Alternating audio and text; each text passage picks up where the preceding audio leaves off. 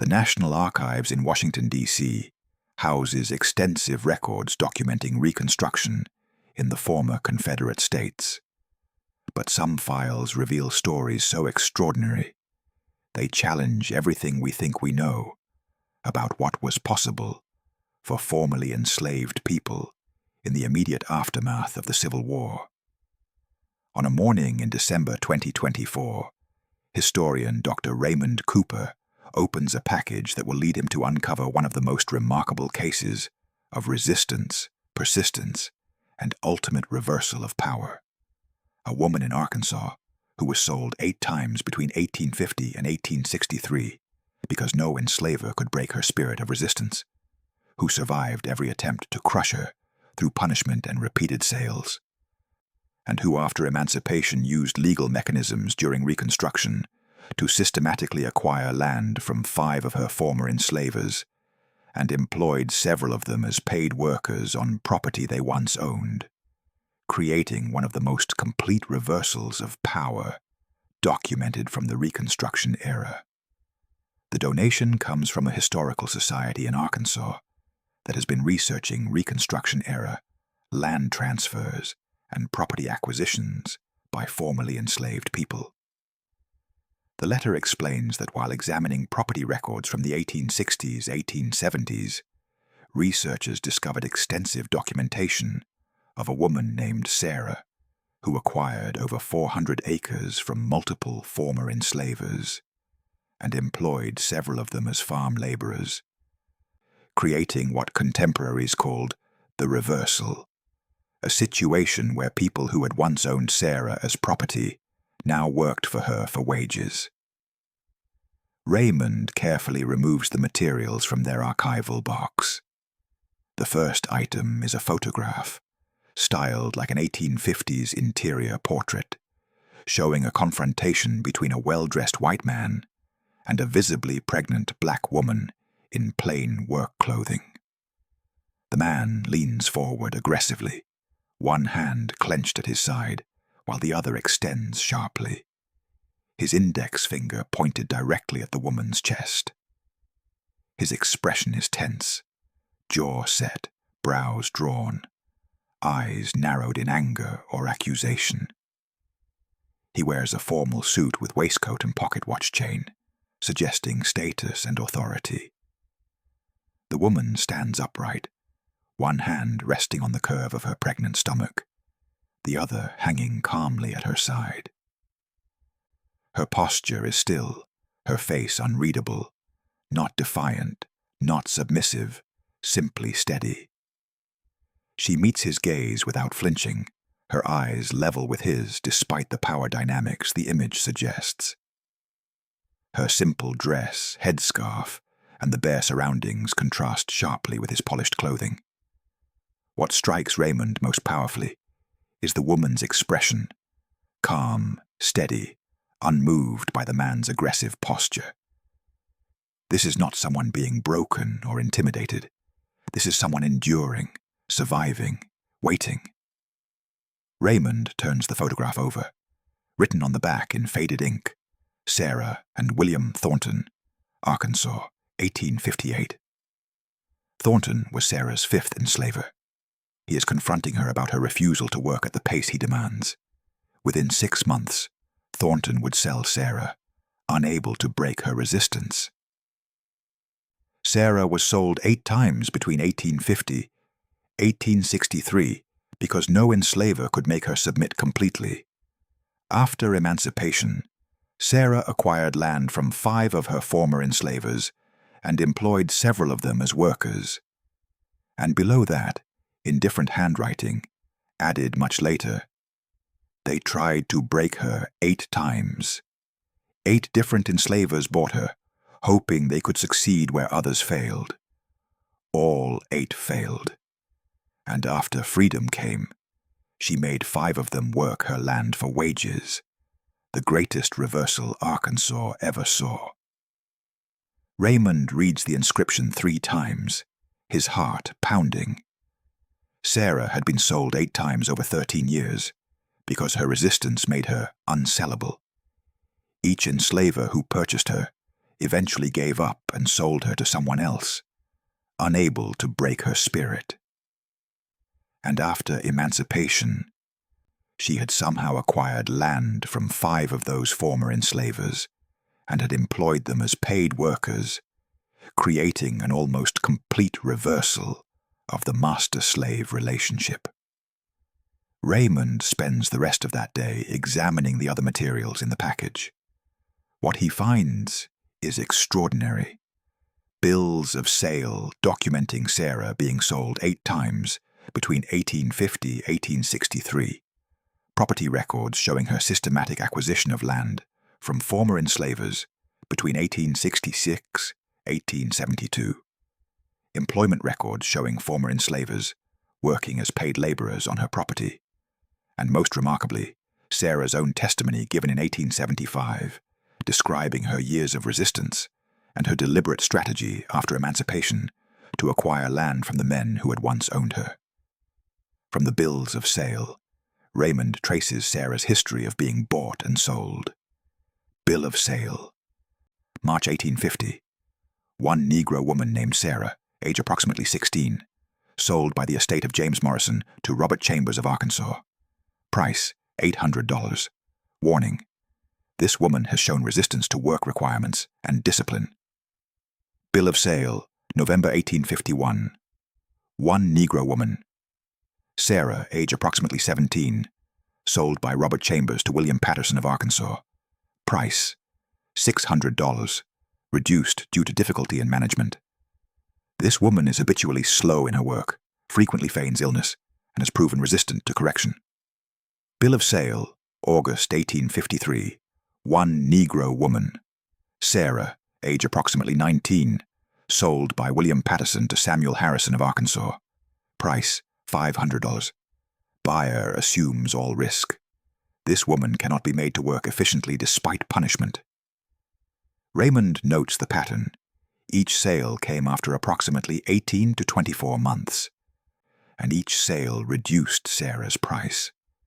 Her consistent resistance made her less valuable as property, but she was young and healthy, so enslavers kept trying, believing they could succeed where others had failed. The bills of sale continue through 1863, documenting 8 sales total. 1. James Morrison, inherited, 1848-1850. 2. Robert Chambers, 1850-1851. 3. William Patterson, 1851-1853. 4. Samuel Harrison, 1853-1856. 5.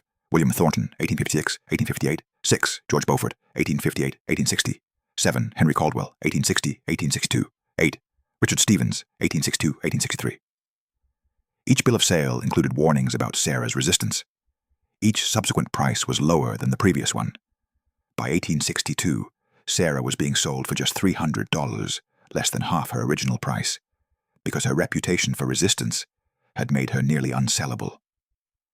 Raymond contacts Dr. Helen Martinez, a historian at the University of Arkansas, who specializes in Reconstruction-era property transfers and the experiences of formerly enslaved people who acquired land during the brief period when such acquisitions were possible.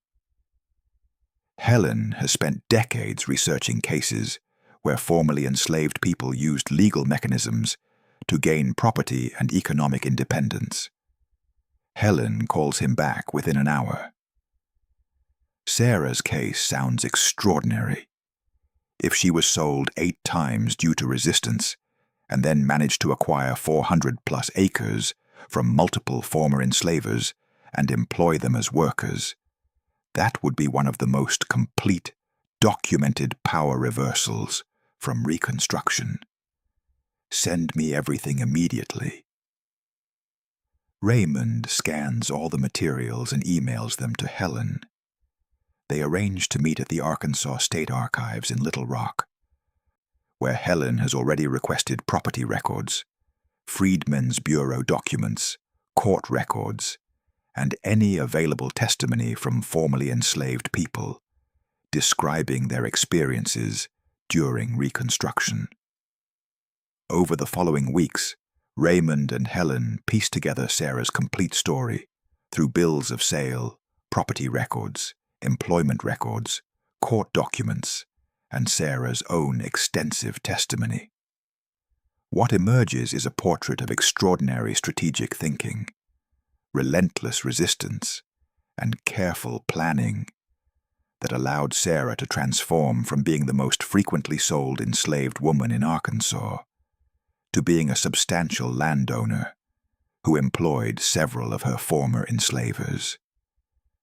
From Sarah's testimony, given to a researcher in 1875, "My name is Sarah Freeman. I chose the name Freeman when I became free, because it represents what I fought for my entire life. Freedom from bondage, freedom to control my own labor, freedom to build something for myself.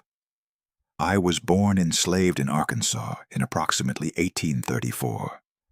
I was separated from my mother when I was young and don't remember her. I was raised on the Morrison plantation until I was approximately 16 years old. When James Morrison died in 1850, his estate was divided among his heirs. I was sold to Robert Chambers. This was my first experience of being sold, and it taught me something crucial. Enslaved people were bought and sold based on their value as workers. If I could make myself less valuable as a worker, I could affect my price and potentially my treatment. I began practicing what I would come to think of as strategic resistance. I would work slowly, not so slowly that I would be severely punished, but slowly enough that I wasn't as productive as other workers. I would frequently claim to be sick or injured, forcing enslavers to give me time to recover rather than getting full labor from me. I would sometimes deliberately do work incorrectly, requiring it to be redone and wasting the enslaver's time and resources. This was dangerous. I was punished frequently, beaten, denied food, locked in small spaces. But I calculated that the punishment was worth it if it meant I maintained some control over my labor and made myself less valuable as property. After about 18 months, Robert Chambers gave up on me. He sold me to William Patterson for $600, $200 less than he had paid for me. The reduced price reflected that I was considered difficult to manage. I continued my resistance with Patterson. I worked slowly, feigned illness, did tasks incorrectly. Patterson tried different punishments, beatings, isolation, threatening to sell me further south to worse conditions. But I persisted. After 2 years, Patterson sold me to Samuel Harrison for $500. This pattern continued for 13 years. 8 different enslavers bought me, each one thinking they could succeed where the previous owner had failed, each one eventually giving up and selling me for less than they had paid. My price dropped from $800 in 1850 to $300 in 1862, less than half my original value, because I had made myself known as the most resistant, least profitable enslaved woman in the region. But throughout those 13 years of being bought and sold, I was learning.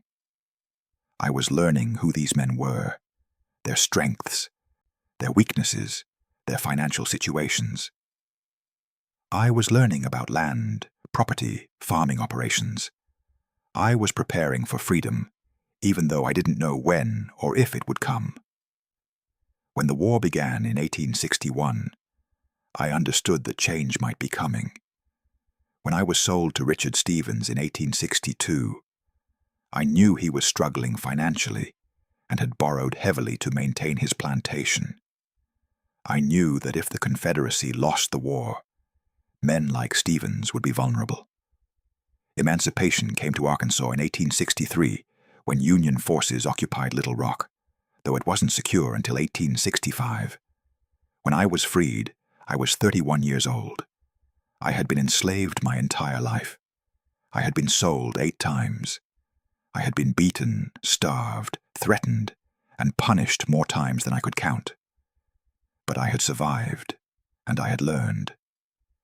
After emancipation, I worked as a farmhand for wages for about a year, saving every penny I earned. Then I began my strategy to acquire land from the men who had once owned me. Several of my former enslavers were in financial distress after the war. The Confederacy had lost. Many had lost their enslaved labor force. Cotton prices had collapsed, and many had debts they couldn't pay. Some faced land confiscation under the Confiscation Acts. This created opportunities for people like me who had money saved and who understood these men's vulnerabilities. My first acquisition was in 1866. Richard Stevens, my eighth and final enslaver, was facing foreclosure on a 40-acre parcel he owned. I approached him with an offer to purchase the land for cash. Stevens was shocked that I had money, and even more shocked that I wanted to buy his land. But he was desperate. He sold me 40 acres for $200, less than the land was worth, but more than he would get in foreclosure. I cultivated that land and saved more money. In 1867, I acquired another 60 acres from Henry Caldwell, my seventh enslaver, under similar circumstances. Caldwell's plantation was being broken up and sold to pay debts. I purchased 60 acres for $350. Over the next 5 years, I systematically acquired land from 5 of my 8 former enslavers. Richard Stevens, 8th enslaver, 40 acres, 1866, Henry Caldwell, 7th enslaver, 60 acres, 1867, George Beaufort, 6th enslaver, 80 acres, 1868, William Thornton, 5th enslaver, 100 acres, 1870, Samuel Harrison, 4th enslaver, 120 acres, 1872. By 1872, I owned 400 acres of land in Arkansas, land purchased from men who had once owned me as property. I had used legal means, cash purchases, and the financial vulnerability these men faced after the war to systematically acquire property that represented my complete independence and their loss of dominance. But I wasn't satisfied with just owning the land. I wanted to complete the reversal.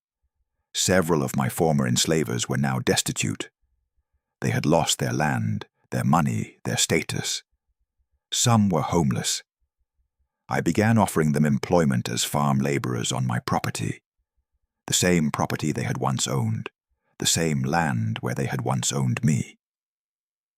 The offer was this: I would employ them at fair wages, the same wages I paid other workers.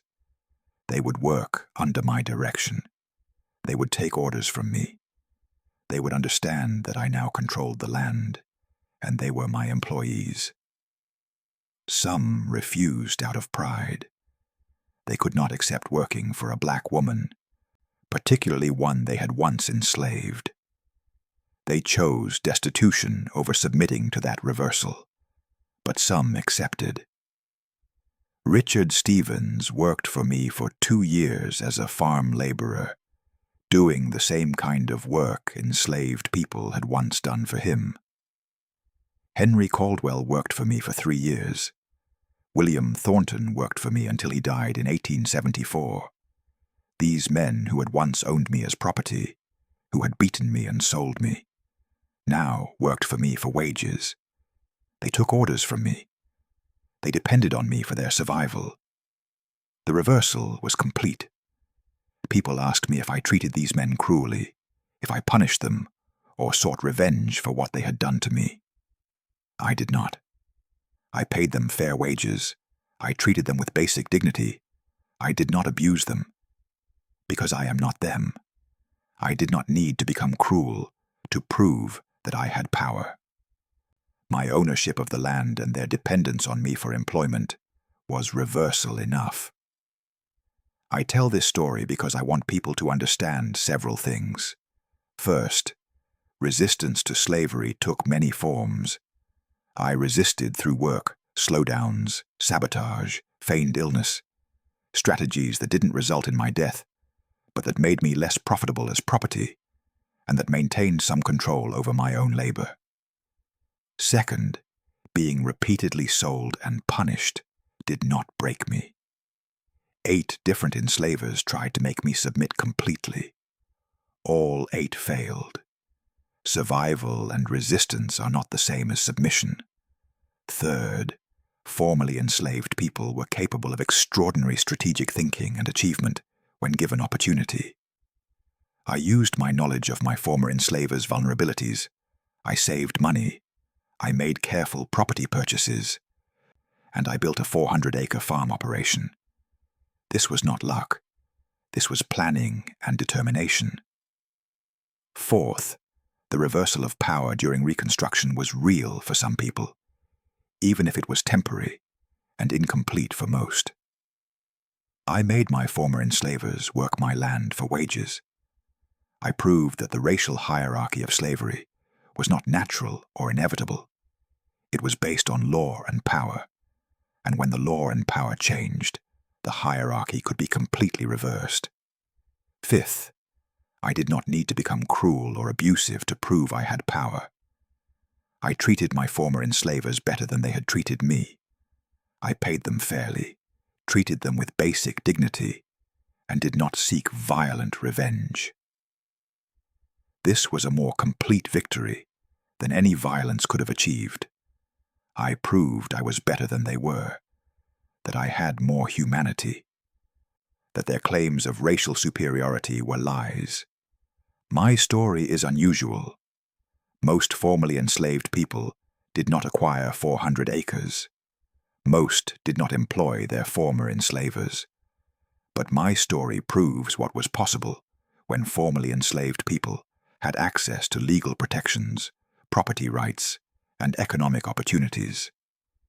It proves that we were capable of everything white people were capable of: economic success, strategic thinking, property management, moral restraint in the face of power.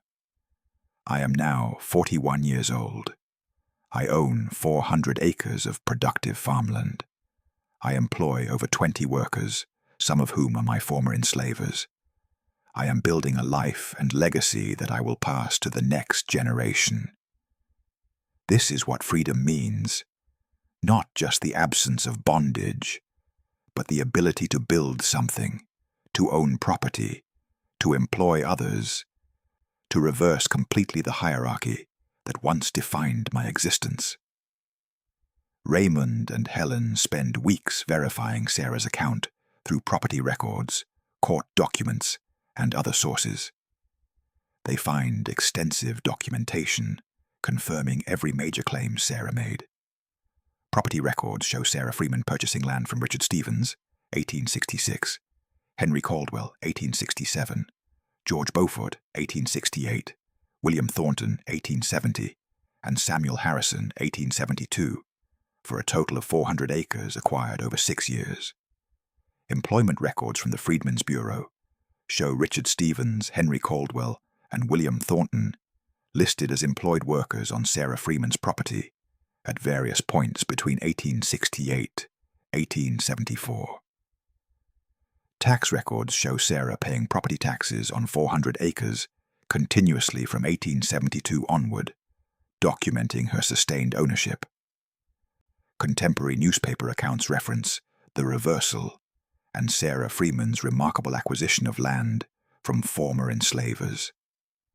From an Arkansas newspaper in 1872, a Negro woman named Sarah Freeman has acquired over 400 acres from multiple white landowners and now employs several white men as farm laborers.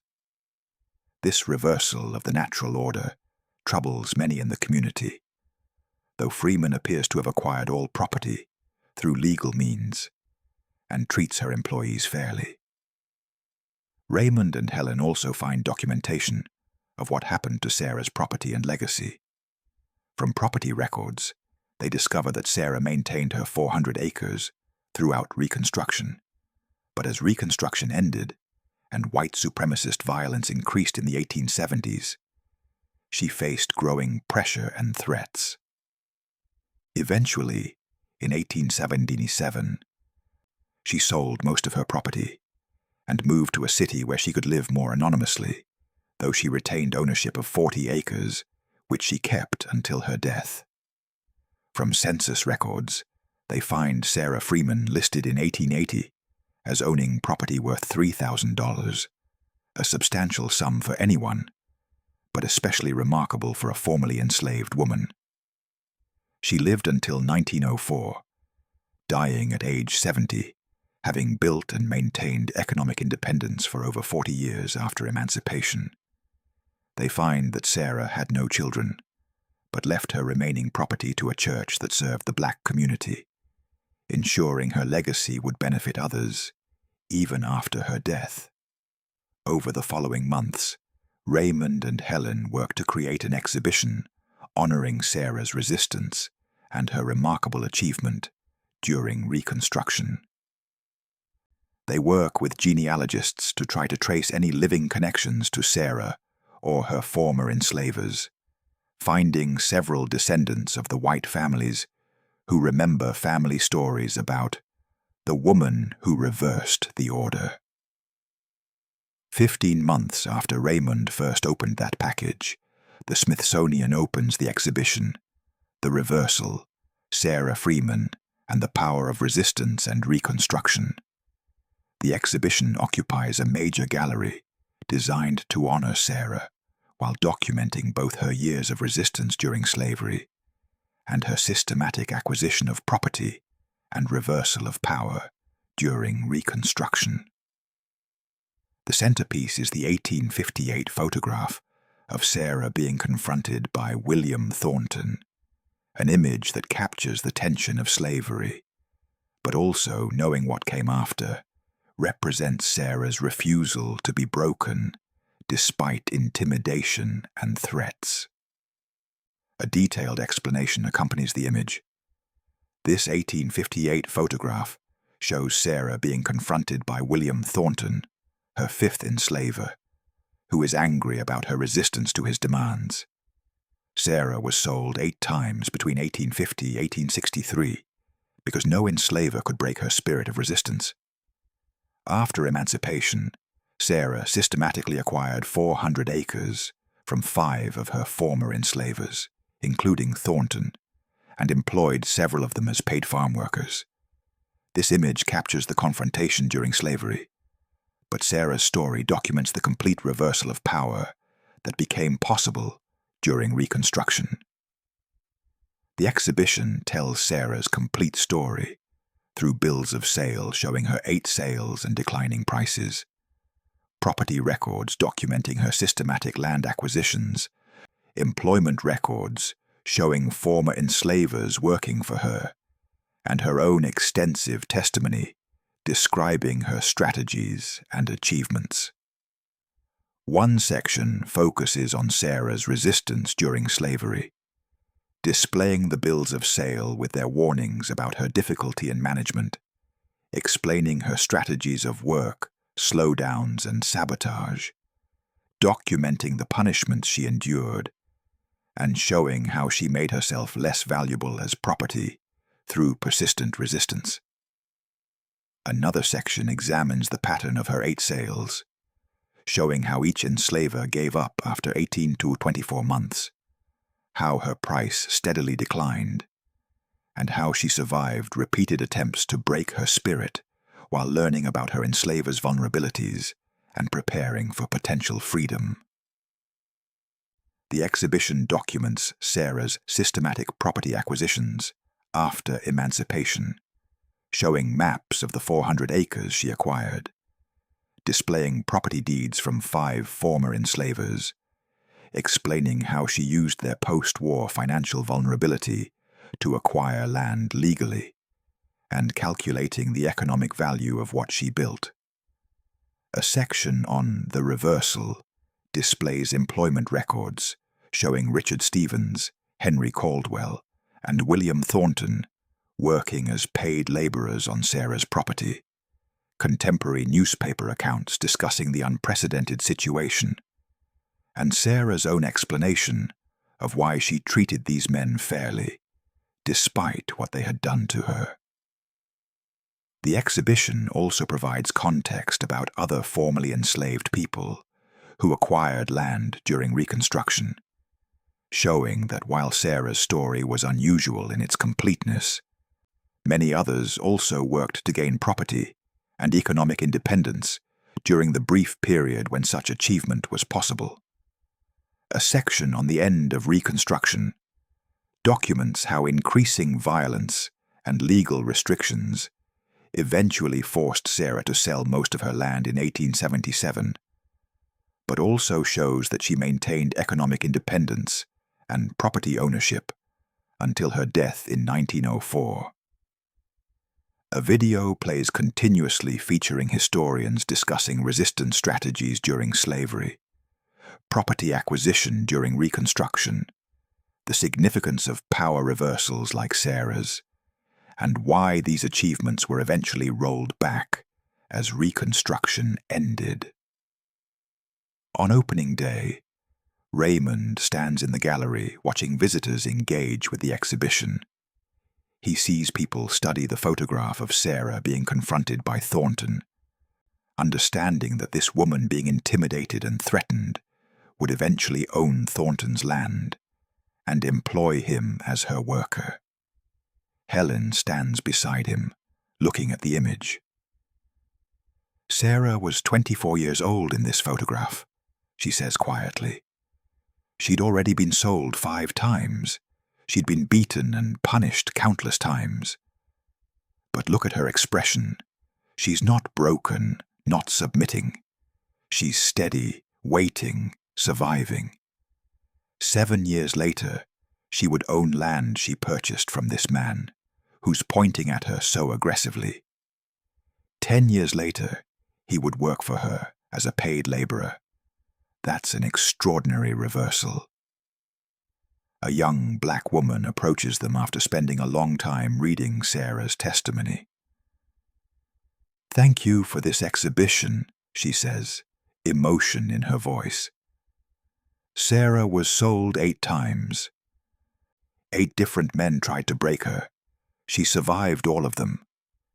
Then she used legal means to acquire their land and employ them as workers. She proved that the power dynamics of slavery were not natural or inevitable. They were based on law and force, and when those changed, everything could be reversed. That's powerful. An elderly white man stops to read the property records for a long time. Sarah acquired 400 acres from 5 former enslavers, he says, shaking his head in amazement.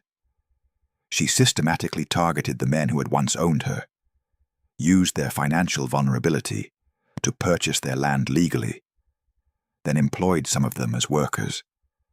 That's strategic brilliance. And she did it all legally, through property purchases and employment contracts. She proved she was capable of everything they claimed black people couldn't do: economic success, strategic planning, property management.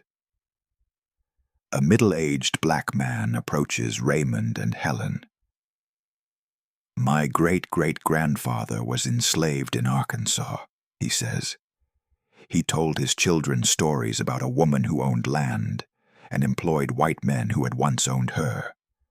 I always thought those stories were exaggerated or mythical. Seeing this exhibition, understanding that Sarah Freeman really did acquire 400 acres and really did employ her former enslavers, it makes me realize those stories were true.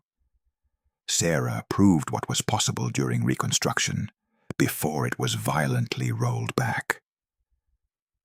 Throughout the day, visitors engage deeply with the exhibition, understanding that Sarah's story represents both the persistence required to survive slavery through resistance and the extraordinary achievements that became possible for formerly enslaved people during the brief period of Reconstruction, when legal protections and property rights were extended to black Americans. As the museum prepares to close that evening, Raymond walks through the gallery one more time. He stops in front of the photograph, looking at Sarah's steady expression as Thornton points at her aggressively. He thinks about Sarah's life, sold 8 times over 13 years because she wouldn't be broken, beaten and punished countless times, surviving through persistence and strategic resistance. Then using the opportunities of Reconstruction to systematically acquire 400 acres from 5 former enslavers and employ several of them as paid workers. He thinks about the completeness of the reversal. Men who had once owned Sarah as property, working for her for wages, taking orders from her, depending on her for their survival. The entire hierarchy of slavery inverted through legal property transfers and employment contracts. And he thinks about how this reversal was eventually undermined, how, as Reconstruction ended and white supremacist violence increased, Sarah was forced to sell most of her land and move for her own safety, how the achievements of Reconstruction were systematically destroyed through violence and discriminatory laws. The photograph waited 166 years to tell Sarah's complete story. The image that shows a woman being confronted and intimidated during slavery has become testimony to resistance that could not be broken and to the remarkable reversal of power that became possible during Reconstruction before being violently suppressed. Now the photograph and exhibition have fulfilled a purpose that honors Sarah's extraordinary life. Her resistance has been documented and celebrated. Her strategic acquisitions have been verified and explained. Her reversal of power with former enslavers has been preserved as proof of what was possible. And future generations can understand that the racial hierarchy of slavery was not natural or inevitable, but was based on law and power that could be reversed when circumstances changed. As visitors file past the image one last time, many stopping to look at Sarah's unbroken expression and think about everything she would achieve after this moment of confrontation, Raymond reflects on all the other stories of resistance and Reconstruction achievement that deserve to be documented, all the other formerly enslaved people who built remarkable lives during the brief window when such achievement was possible, all the other reversals of power that prove slavery's hierarchy was neither natural nor permanent. Sarah Freeman, born enslaved approximately 1834, sold 8 times between 1850 and 1863 because no enslaver could break her resistance, survived beatings and punishments, while strategically learning about her enslavers' vulnerabilities, freed in 1863-1865, systematically acquired 400 acres from 5 former enslavers between 1866-1872, employed several former enslavers as paid workers on her property, creating complete reversal of power, forced to sell most property in 1877 as Reconstruction ended, maintained economic independence until death in 1904 at age 70. Her story has been told. Her resistance and achievements have been honored. And Raymond is grateful to have played a part in ensuring that Sarah Freeman is remembered as someone who could not be broken by 8 enslavers, and who used Reconstruction's opportunities to create one of the most complete documented reversals of slavery's power dynamics, proving that when law and circumstances changed, formerly enslaved people were capable of extraordinary achievement and could reverse completely the hierarchy that had once defined their existence.